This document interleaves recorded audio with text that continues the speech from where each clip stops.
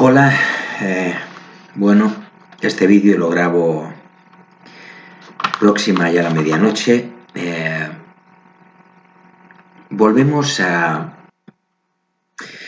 un rinconcito del canal, como a mí me gusta llamar, a las distintas secciones, los distintos ámbitos de contenido, si es el referido a la psicopatología.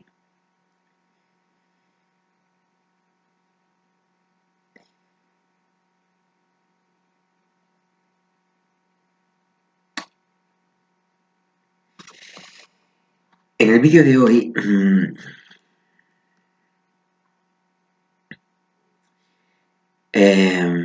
recordaremos la importancia que, ya lo dijimos en el primer vídeo, sobre la materia, recordaremos la importancia de dos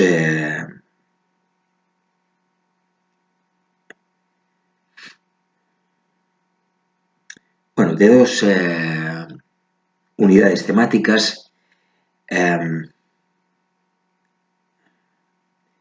esta disciplina, de la psicopatología, en unidades temáticas en el marco del PIR, el examen que, como sabéis, da acceso a la formación en el ámbito hospitalario para el título de especialista en psicología clínica, y que es la única vía que en España existe para conseguir tal titulación de psicólogo especialista en psicología clínica. No hay ninguna vía alternativa, no hay másteres para eso, ni currículums alternativos. O currícula, que es como se dice en plural, ¿no? Porque es un término latino. Bueno, pues decíamos que dentro de esta preparación especializada, dos unidades temáticas destacan especialmente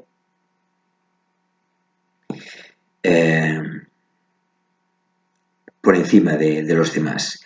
Nos referimos a psicopatología de la sensopercepción y psicopatología del pensamiento.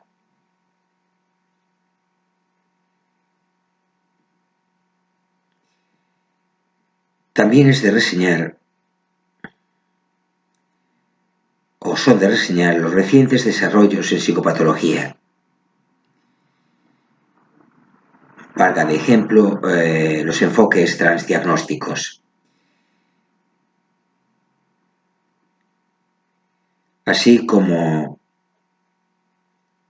el análisis exhaustivo del DSM-5, que data de 2013, y de la CIE-11, que data de 2019.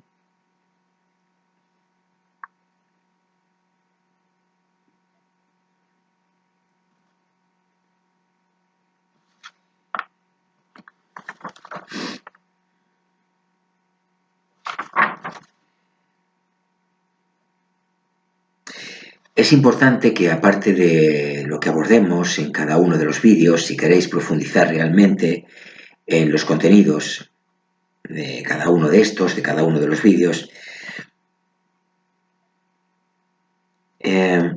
acudáis a bibliografía complementaria sobre la materia en cuestión.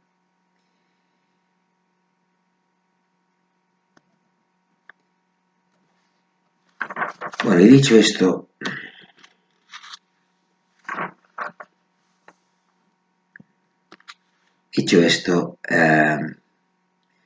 estábamos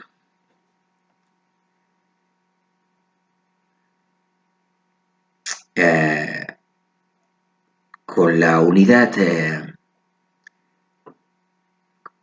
temática referida a la historia de la psicopatología. Si bien me vais a permitir que haga un breve recorrido, un rápido recorrido por todas y cada una de las unidades temáticas que integrarán este rincón del canal. Así, después de que abordemos la historia de la psicopatología, pasaremos a los sistemas clasificatorios en psicopatología. Le seguirán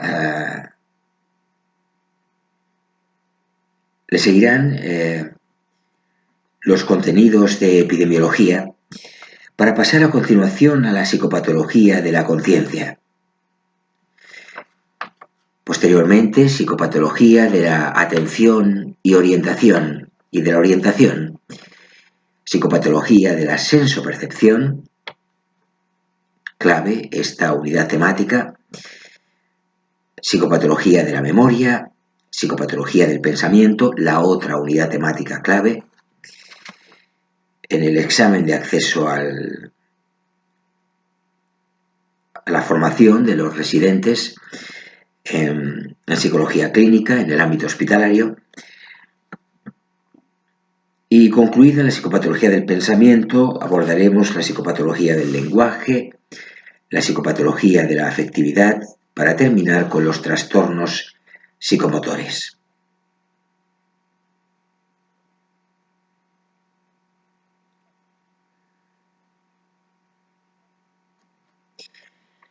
Bueno, como dentro del capítulo referencias bibliográficas, permítaseme mencionar el Manual Diagnóstico y Estadístico de los Trastornos Mentales, el texto revisado del DSM-4,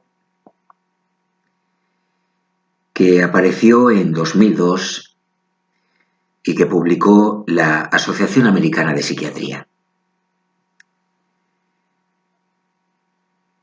o la Sociedad Americana de Psiquiatría. Además, también referiremos el Manual Diagnóstico y Estadístico de los Trastornos Mentales,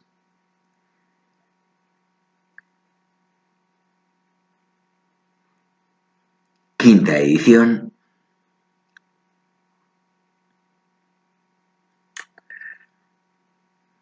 aparecido en 2014 y publicado también por la APA o APA, Sociedad Americana de Psiquiatría.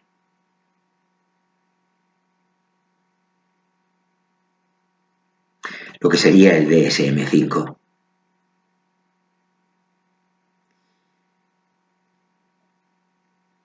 Y que apareció en 2014. Es su fecha de publicación. Bien. Dicho lo cual, entremos en el desarrollo más pormenorizado de la historia de la psicopatología. Comenzaremos por unas notas introductorias. ¿Qué duda cabe de que el estudio de la conducta anormal ha sido una constante histórica en todas las civilizaciones?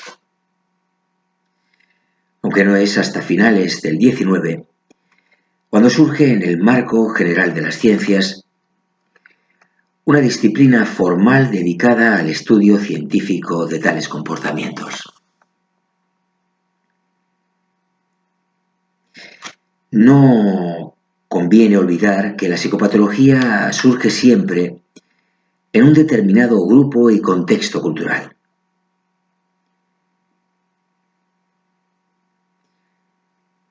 Teñido de una serie de visiones y puntos de vista que se tienen sobre la vida en general.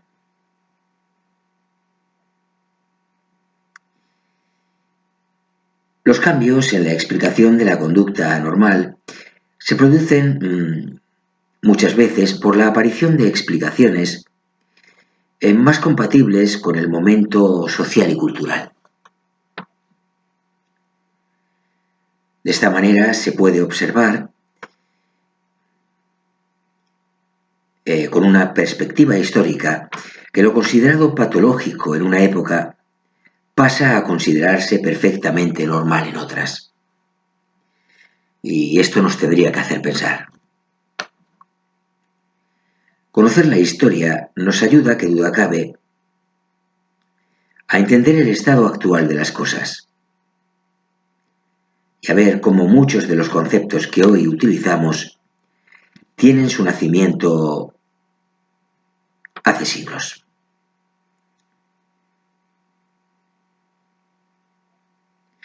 Abordaremos en este momento, a continuación, en el vídeo de hoy, algunos de los antecedentes remotos de los conceptos actuales de la locura, y para acabar intentando definir la situación de la psicopatología actual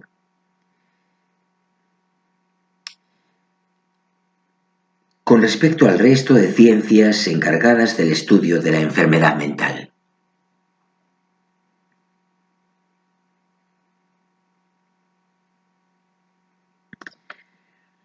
Los antecedentes de los estudios psicopatológicos los encontramos en Grecia y Roma.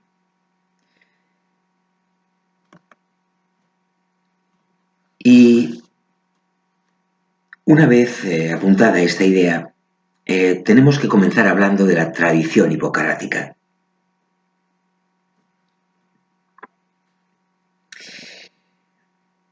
Sin duda es difícil establecer cómo se concebía la conducta normal antes de la existencia de testimonios escritos.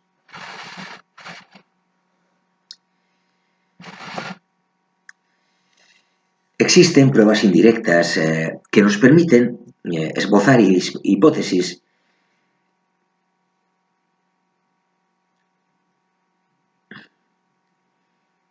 que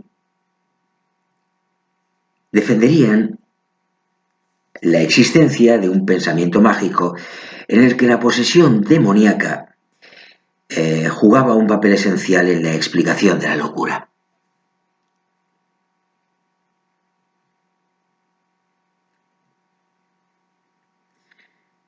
En los primeros tiempos de la cultura griega dominó, por tanto, la concepción demonológica sobre la locura.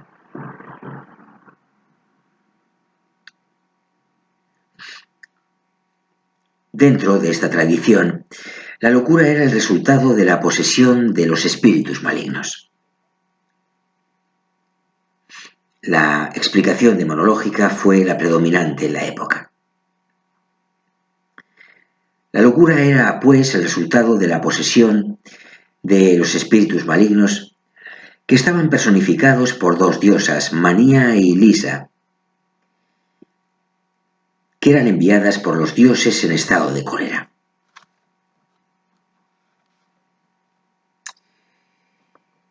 Un reconocido discípulo de Pitágoras, Almeón de Crotona, que vivió en el siglo VI a.C., merece ser destacado en este punto. Consideraba que el cerebro era la sede de la razón y el alma, y postulaba que la salud era la armonía entre los contrarios. Es decir, la interacción apropiada entre las fuerzas externas y las internas. El estado óptimo, la crasia, así se denominaba, era lo contrario de la falta de armonía, del conflicto o discrasia. Otro pitagórico, Empédocles, que vivió en el siglo V a.C., sugirió la teoría humoral sobre la base de los 4 elementos y asimismo que la enfermedad se producía por un desequilibrio entre los mismos. Los pitagóricos mantenían posiciones enfrentadas respecto a las ideas religiosas predominantes en la época. Fueron pioneros en muchos aspectos. Pero no podemos olvidar que el origen de la medicina occidental se sitúa en Grecia, gracias al trabajo de Hipócrates, que vive entre el 460 y el 377 antes de nuestra era. Su gran aportación fue considerar la medicina como un verdadero conocimiento inductivo. que no deductivo. Por lo tanto, un conocimiento nacido de la observación y de la extrapolación de lo observado a supuestos análogos. Hipócrates fue el primero en plantear que los trastornos mentales son semejantes a las enfermedades físicas. Ambos obedecían a alguna alteración anatómica, a su juicio. El concepto de locura sufrió un cambio radical, puesto que pasaba de ser considerada como una maldición o imposición divina a conceptualizarse como una enfermedad. Un importante salto epistemológico. Propone la existencia de 4 humores o fluidos básicos del organismo, a saber, la sangre, que procede del corazón, la bilis amarilla del hígado, la bilis negra del bazo y del estómago, y la flema, que procedería del cerebro. La salud del sujeto dependería del equilibrio de estos 4 humores. La preponderancia de cada uno de ellos daría lugar a 4 respectivos temperamentos: voluble, colérico, melancólico e indolente, respectivamente.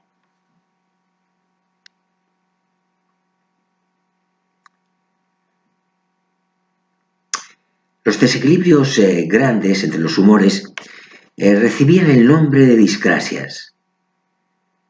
Para estos para estas se recomendaba una purga y dieta adecuadas con el fin de recuperar la homeostasis humoral.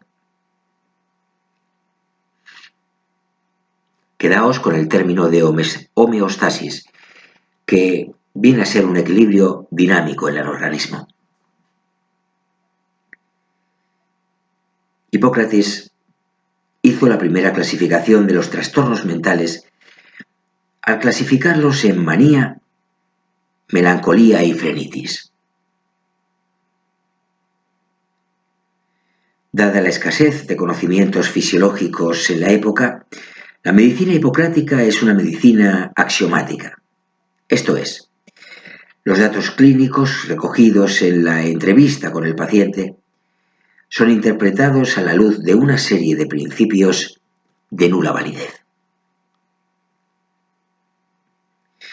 Pongamos un ejemplo. La histeria se consideraba consecuencia de poseer un útero errante debido a la ausencia de relaciones sexuales, y la localización de los síntomas dependía finalmente de la ubicación del útero.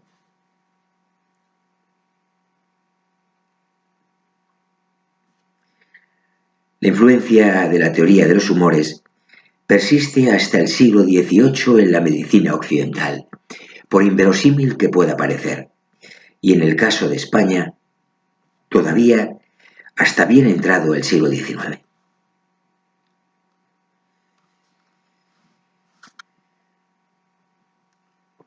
Pasemos ahora a exponer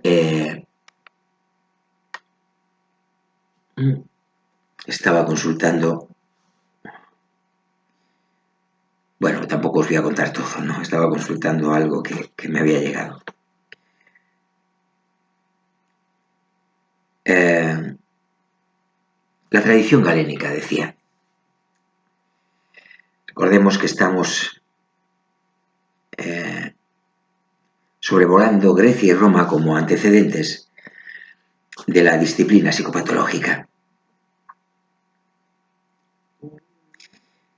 El periodo romano, hay que subrayarlo, no aportó grandes novedades.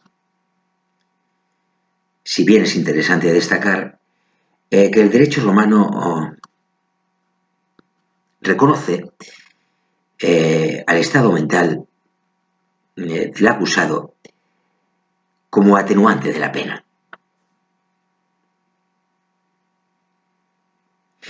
La figura más destacada es, como hemos hecho notar en el epígrafe,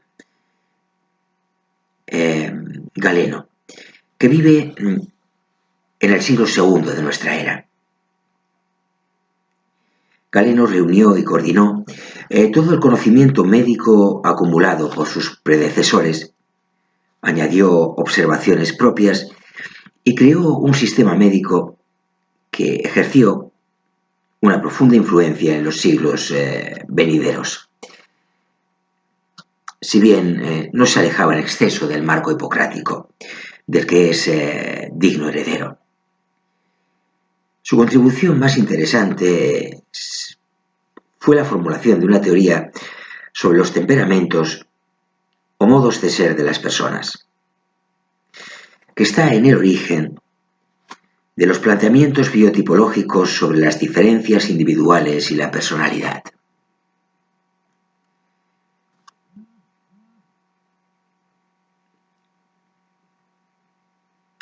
Distinguió 9 combinaciones básicas o tipos temperamentales. Después, estos 9 tipos se reducían a 4 fundamentales: el sanguíneo, el colérico, el flemático y el melancólico.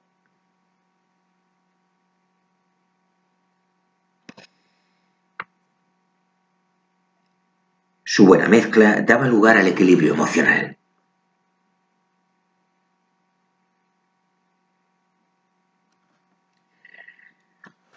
Si nos adentramos ya en la Edad Media,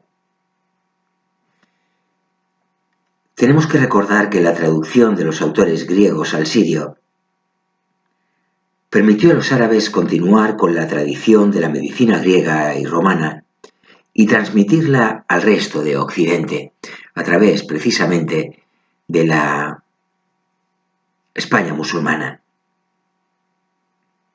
de Al-Ándalus.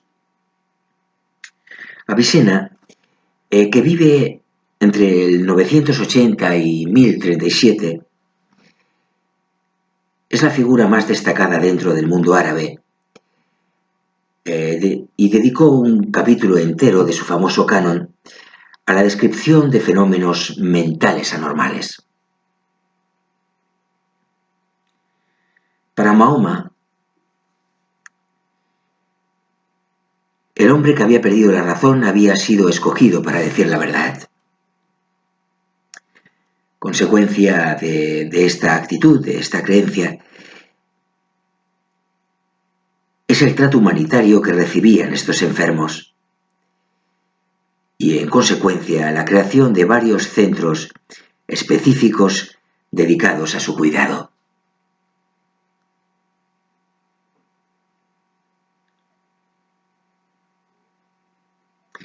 En el mundo occidental no surgen novedades importantes en la concepción de las alteraciones mentales. En la Europa cristiana, la Iglesia se convierte en la institución legal y social más importante de la Edad Media. A principios del siglo VII, la noción de posesión demoníaca había cristalizado por completo. La conducta desviada se veía como perversa, suponiendo una acción contra Dios provocada por el demonio. Resaltemos 2 hitos históricos. En primer lugar, comienzan a fundarse los centros hospitalarios en los que se acogerá a las personas que sufren trastornos mentales y conductuales severos. En segundo lugar, surge un fenómeno de identificación y persecución a ultranza de algunas anormalidades conductuales. La brujería.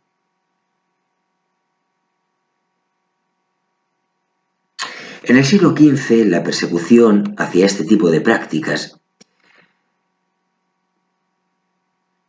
era ya generalizada, alcanzando su punto álgido, y entre la mitad del XV y finales del XVI, las estimaciones dicen que solo en Europa fueron ajusticiadas más de 100.000 personas a causa de la brujería.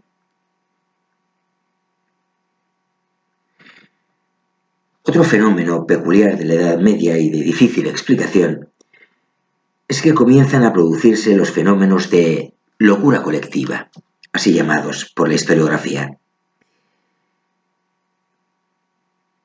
Se trataría de alteraciones extremas del comportamiento que, a modo de epidemias más o menos breves, se extienden por determinadas comarcas. Es famosa, por poner un ejemplo relevante y destacable, destacado, la epidemia de la danza del siglo XIV.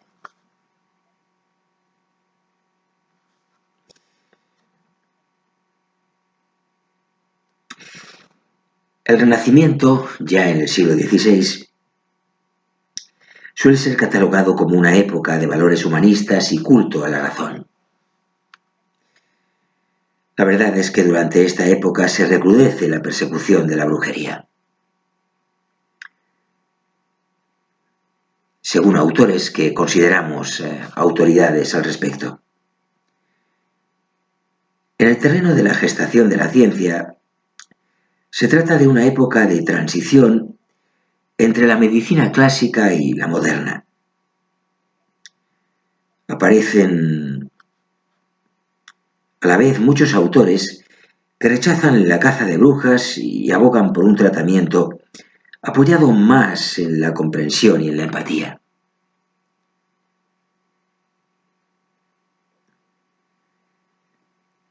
Por poner algunos ejemplos, tenemos a Johann Bayer, Juan Luis Vives, Paracelso o Agripa.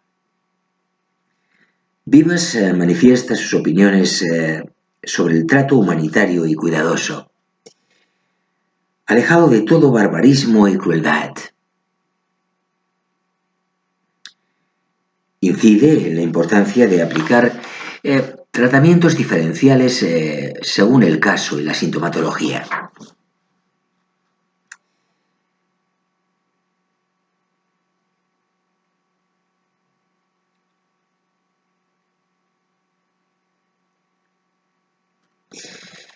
Y yo creo que por ahora lo vamos a dejar aquí. Creo que el vídeo ya es suficientemente extenso, ha alcanzado casi la media hora de duración y sí, efectivamente, continuaremos en el siguiente vídeo este recorrido histórico por la evolución y desarrollo de la disciplina psicopatológica. De la disciplina, porque no me gusta cómo suena, disciplina psicopatológica, de la disciplina que constituye la psicopatología, como ciencia, claro. Bueno, pues hasta aquí por hoy este vídeo. Os agradezco como siempre vuestra atención, el apoyo que brindáis al canal. Os recuerdo que la suscripción potencia el canal, hace que seamos más y le da visibilidad en la red. Os recuerdo que le deis al me gusta si el vídeo ha sido de vuestro gusto, de vuestro agrado y bueno, la campanita de notificaciones si queréis que el hecho de que haya subido un vídeo os sea notificado de inmediato. Y nada más, os agradezco nuevamente vuestra atención, vuestro compromiso con este proyecto que para mí es tan ilusionante de mi amigo Freud y me despido. Un saludo afectuoso, que descanséis si lo veis de inmediato y si no, que sea placentero el momento del día en el que lo estéis visionando.